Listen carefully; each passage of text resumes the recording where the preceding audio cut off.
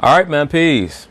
You know, brothers, there's a particular science around how people view us, how we view them, and how we view ourselves. And what I mean by that is we have to ask ourselves before we start to point the finger in regards to racism and what that entails, prejudice, biases, stereotypes, and where they come from and how they're perpetuated, and what is our role in the creation and sustenance of some of these stereotypes, and whether or not some of the things that people assume about our people and what we assume about other people is something that's justified. Because sometimes stereotypes are justified. And if we don't like certain stereotypes, then we should be doing our best to try to controvert those stereotypes as opposed to trying to force other people to no longer associate us or conjure certain thoughts in their minds whenever they think about us. Let's worry less about what they think about us and let's worry more about how we can improve ourselves. And the only way that we can do that is by embracing order. And the only way that that can happen is that there's going to have to be some type of mass traumatic event that is going to have to shake up so-called black people. Why am I bringing all this up? It's because a behavioral psychologist by the name of Jennifer Eberhardt happened to sit down with the panel on the CBS Morning News and discuss many of the ramifications of the ideas that we embrace about other groups and the ideas that they embrace about us, where they come from, if they're founded or unfounded, and the effect that it has not only on our self-image, but on the so-called American society as a whole. So anyway, they're going to talk about it, and I'm going to chime in. An analysis of nearly 100 million traffic stops across the country found that black drivers are stopped more often than white drivers. They're also about twice as likely to be searched by police. Let me say this very quickly, brothers, and some people might not like this. Of course, there is a racial motivation behind many of these stoppages of black drivers. And we know that so-called black motorists have been getting harassed all the way since they've had cars from the 1920s. But let me say this. If our people are truly that concerned about being harassed by the police while we're driving, the first thing that we should do is implore so many of these musicians, especially the rappers, who love to talk about how they're transporting narcotics across state lines when they're not really doing that. We need to tell them to stop making music about things that they're not doing, because that reflects on every so-called black man when you decide that you're going to embrace that quote-unquote drug kingpin archetype. That's one of the first things that we should be doing if we're that concerned about being overly stopped by the police, and if we're that concerned about the perception of black male motorists that we might be doing something illegal. We cannot co-sign anything that fosters that image if we're going to be concerned about that image. Jennifer Eberhardt is one of the world's leading experts on unconscious racial bias. She has conducted training sessions with law enforcement for nearly 15 years now. Let me say this very quickly. All unconscious racial bias comes from conscious experience or some form of programming, either supraliminal, meaning what you're overtly taught, or subliminal, meaning what you associate based on certain covert messages that you're receiving about people or communities or etc. On how bias influences their behavior.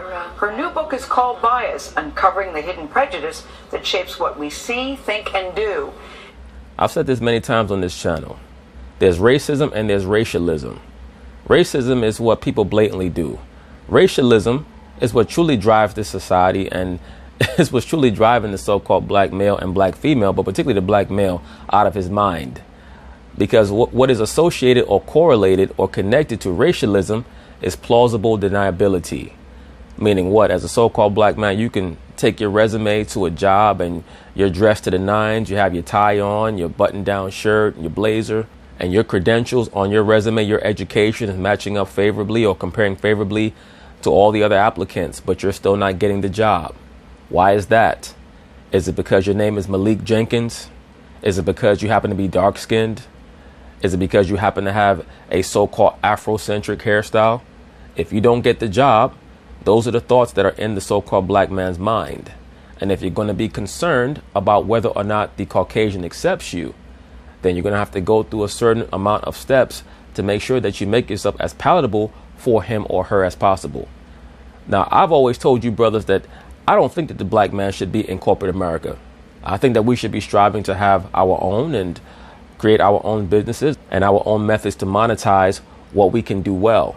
If you're an artist, if you're a painter, if you're a writer, if you're a photographer, you should pursue those gifts and try to create an environment for yourself, or try to create a lifestyle for yourself where you're your own boss. It's very difficult. But I just don't trust this society when it comes to how it's been programmed subconsciously. It's very difficult to discern if you're not being allowed to achieve what you feel like you've earned the right to attempt to achieve by the work that you put in to prepare yourself. And now you have to be subjected to someone who might not like you for whatever reason.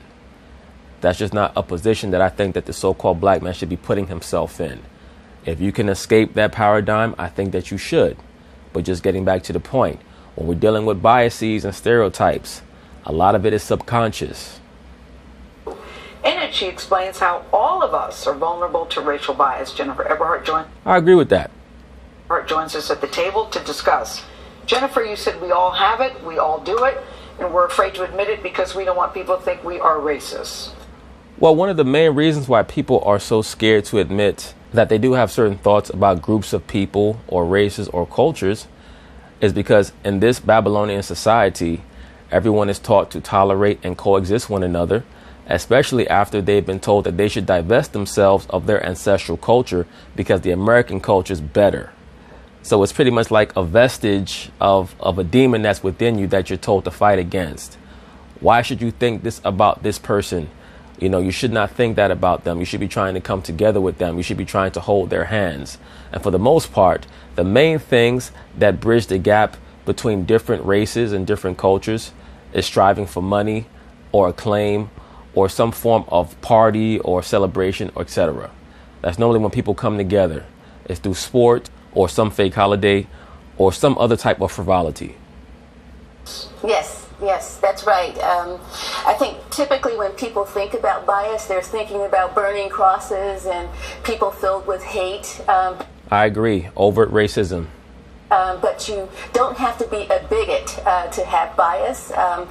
Bias is affecting all of us. You don't have to be a bad person. And in fact, one of the main forms of bias and stereotype that the so-called black man is subjected to, particularly in the corporate world, is the belief that he's not a good leader. And one of the reasons why brothers have to struggle with this stereotype is because the other races know that the so-called black community is a matriarchy. So their attitude is, if your own woman does not trust you to lead, and your own people will not support you if you try to create or own a business, why should I trust you? That's why, once again, so-called black man, there are a lot of things that we have to work on before we start pointing the finger at everybody else. And if you have to take some time to be by yourself, to work on yourself and improve yourself, then that's what you need to do. A lot of cats spend too much time pointing the finger and trying to get into unnecessary back and forths and diatribes with the so-called black woman or the white man, etc. That's a waste of your damn time. It's a waste of your time. You know when people respect you? When you start ignoring them and working on your own and getting on your own grind. And that's it. All that going back and forth, you women and you white people and all that other shit. Look, don't get it twisted.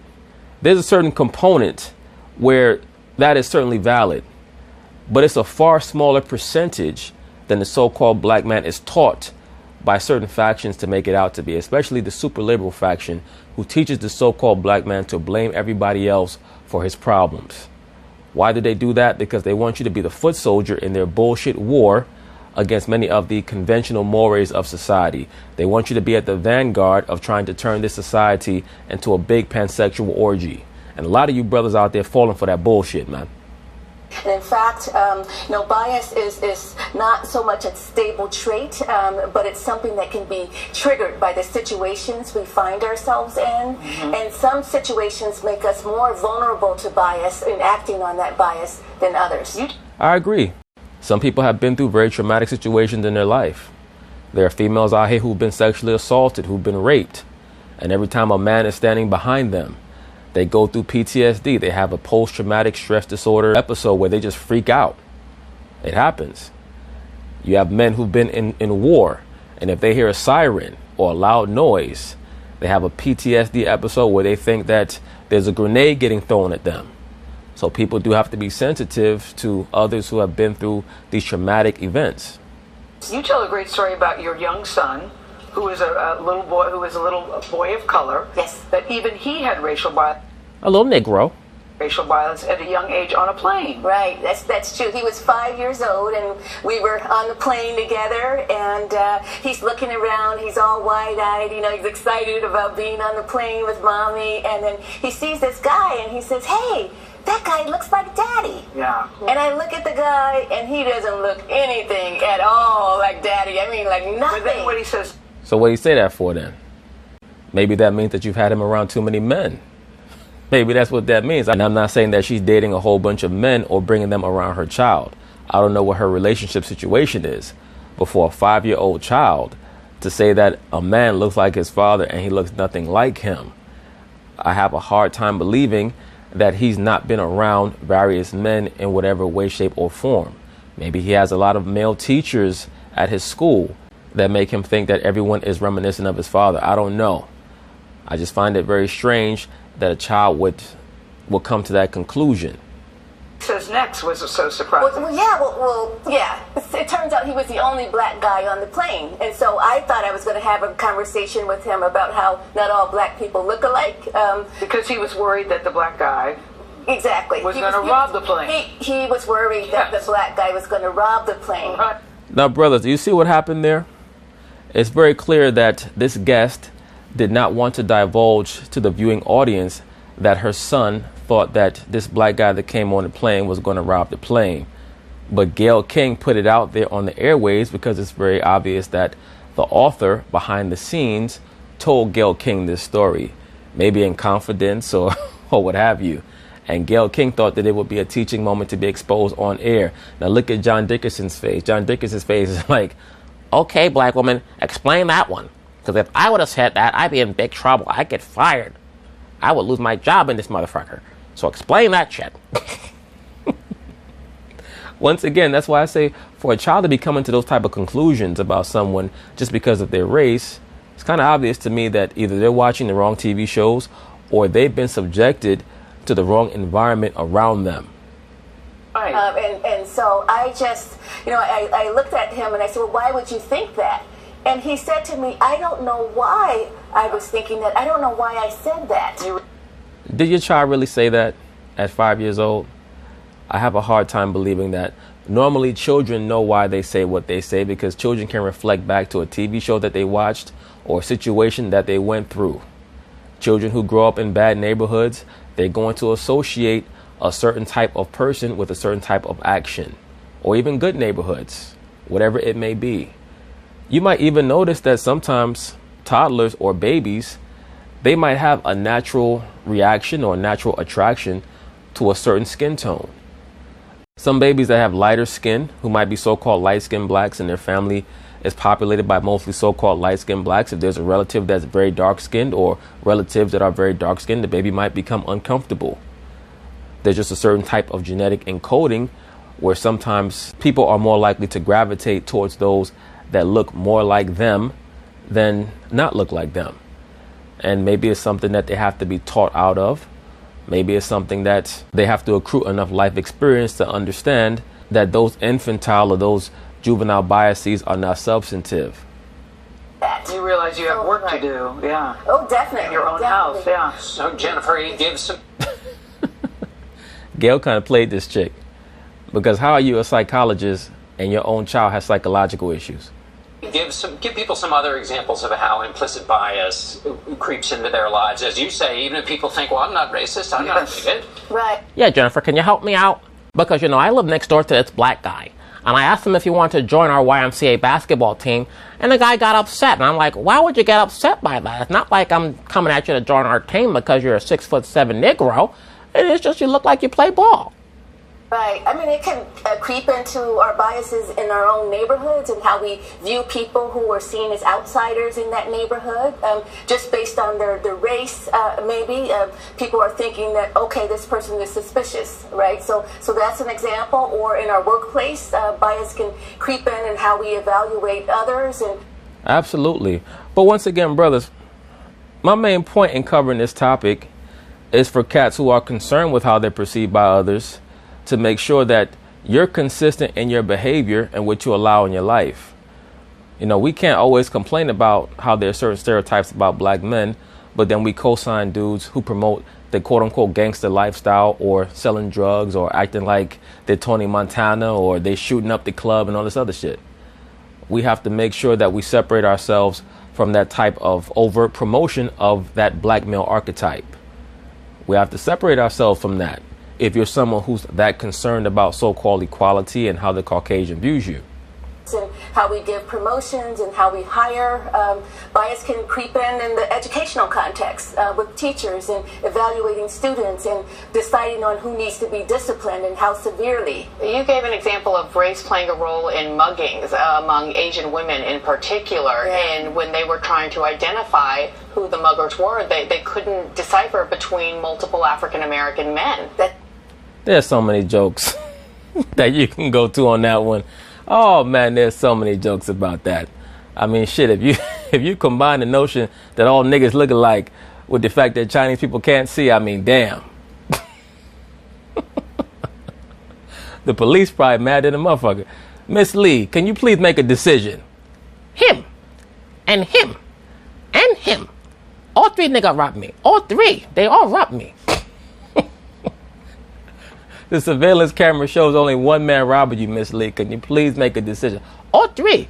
They all robbed me. They all run fast and they all have a hair look like Brillo pad. Men. That's right. Right? And That's so right. this was actually used in their favor. Yeah, I mean, it was. I mean, it's almost as though the muggers actually had access to the science, right? And so when the police officers would catch them and ask, well, why did you go there? Why did you go to Chinatown? And why did you choose these women to rob? They said that they go there because the Asian people can't tell the brothers apart, right?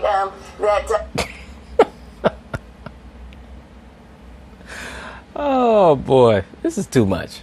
That they wouldn't be recognized, they couldn't be picked out. But you say that The funny thing is, a lot of niggas can't tell Asian people apart. So some of them dudes probably robbed the same woman back-to-back days. That's true in all groups, that It is. whites recognize whites, Asians recognize Asians. That's It depends true. on the group that you're from. Well, no. The reality is that people who pay attention to who and what they're looking at can differentiate between who is who. These people who claim that everybody looks alike of a certain race, you know why they're doing that? Because they don't care enough to actually look at someone as a person as opposed to how they might look at a golden retriever. If you look at a golden retriever, all golden retrievers pretty much look alike. If you look at human beings, they all look different. Now, we have a doppelganger out there somewhere. We have people who resemble us strongly. But if you're actually paying attention to what you're looking at, you know the difference between Malik Thomas and Raheem Washington. I don't give a damn how bad your damn eyesight is or what country you're from. That you're from, that's what you recognize. That's true. That's We exactly don't all right. look alike to each other. We don't. And actually, babies as young as 3 months of age already are showing a preference for faces of their own race. Of course, because that's part of their genetic encoding. That's part of their survival instinct. That's part of the natural tribalism that is embedded in our genome. So this starts early. I mean, it has to do with who we're surrounded by, and our It starts from the womb. our brains get conditioned to looking at those faces and being able to distinguish among them. So, Jennifer, how do you unwire the There you brain? go, This is, yes. what you're describing sounds so hardwired even Yes. from the infant stage. Well, if it's so hardwired, shouldn't that tell you that it's not something to be unwired, John Dickerson? And if that's the case, why don't you lead the way and start the unwiring by divorcing your white wife and marrying Gayle King? Help Gayle out. She probably like you anyway. Gayle would love a white man to sweep up off her feet. She's been lonely ever since they fired Charlie Rose. So since you're so worried about the unwiring, leave your wife and marry Gayle King. I bet you won't do it. You ain't trying to grab that mop on the top of her damn head in the moments of passion. You know, you trying to get your thing off, you grabbing the top of her damn head and it come off. Like, come on, man. That's a turn off for you. I know that already. But the wiring comes from experience. That's the whole thing, right? So if you have John Dickerson found out he in bed with Lou Gossett Jr. social experience where we're living with each other and we're not living in segregated spaces, say, and you're exposed to faces of other races all the time, then your brain gets tuned up to that. So it's flexible, even though, it's something that is, it's wired in, but it's a flexible wiring. So how do you bring this science, as you have, to police departments across the country as we continue to see this wave of white police officers shooting many times unarmed black men? No, what we're seeing is a wave of the super liberal media reporting police officers shooting black men, because once again, you guys are trying to stoke the fire of this issue between the so-called black man and the police force, when the so-called black man needs to be concerned with what we need to do to build up our power base. We cannot be that concerned with the so-called police. The police are going to be moderated. Of course, there are issues that we have to make sure get maintained. The cameras are good. We get to see exactly what's going on, and more people can become held accountable for their misdeeds. But this notion that the police killing unarmed black men is the most major issue in the so-called black community, that's a super liberal white platform that they're using to try to garner favor amongst so-called black people, to keep our people asleep. It's not even to get votes from the so-called black community as much as it is to keep the so-called black man asleep from what he needs to be focused on. All right? The real issues in our community are a lot of these dudes out here trying to promote the gang culture, the drug dealing culture, the impregnate random low-level women culture that's going to create more products for the prison industrial complex, because all they're going to do is have children that are going to go to prison in 18 years. That's all that's going to happen. These are the things that we have to be concerned about. Not what might happen if a police officer does something to a so-called black man. For every one time that shit happens, I promise you, there are 100 times where another so-called black man is trying to gun you down because he has a very low self-image of himself, because he does not know shit about himself. The so-called black man knows very little about himself. And his poor self-image is fostered in this Saturnian school system where he attends these low-level institutions that call themselves Ivy League and higher level or higher end institutions. And all he's taught, whether it's in elementary school, high school, or college, is that he comes from slavery. So, of course, from the very start, he feels like he's behind. These are the problems that we have to remedy first before we worry about what the police are doing. Most of the reforms that are meant to assist the so-called black man when it comes to his interactions with the police have already been put into place. So from here, we have to be more concerned about taking back our households, because, brothers, if you haven't noticed, the so-called black woman, particularly the liberal black woman that you call a god and a goddess, is running roughshod throughout your communities, throughout your neighborhoods, taking over your households, taking over your apartments, telling everybody what to do. And it's created a cesspool, man. And I blame you for this, black man. I blame you. I don't blame the so-called black woman. The woman in general is just a child with breasts. If you tell a child that they can run roughshod throughout the house, they're going to be just like Macaulay Culkin in Home Alone. They're going to be sitting up in the easy chair eating ice cream with 2 spoons, making a fool of their damn self. And that's what's going on, man.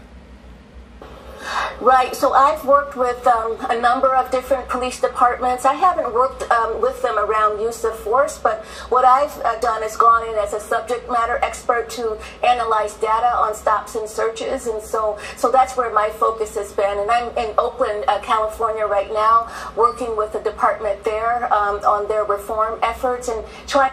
And she's doing a good service. If her role is to assist the police in opening their eyes when it comes to some of the biases that they have, especially in a law enforcement capacity, then she's doing a great service.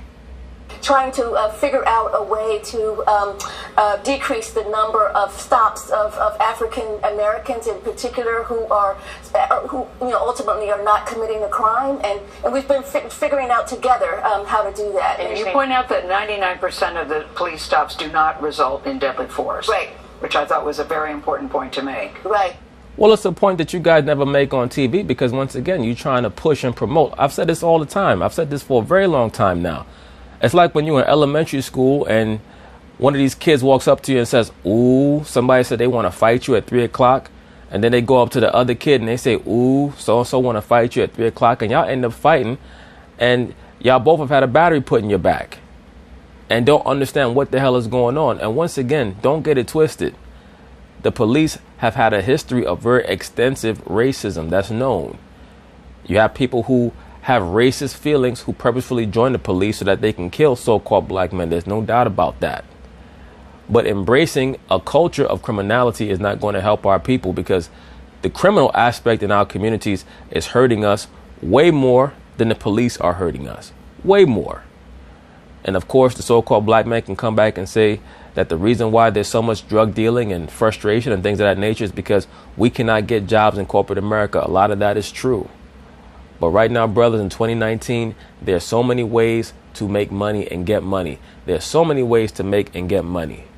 Whether it's over the internet, whether it's being an entrepreneur, whatever it is. A lot of you brothers are gifted, but you fuck around and you want to sit back and smoke weed all goddamn day and play video games like a little boy. All right? Those are the facts of the matter, man. Right. That's true. I mean, most of us come into contact with the police during routine traffic stops, and so a lot of my research focuses on that. Yeah, she said 1 in 3 people have been stopped by police while driving. Anybody at the table? Stop. 1, 2, 3. Oh, yeah, actually, yeah. Yeah, I was stopped. They stopped me to tell me that I'm driving great. They actually gave me a ticket, giving me a check for $400. So great to be white. Ha ha. Gail got stopped for driving in disguise. They said, "Why are you wearing that wig, ma'am?"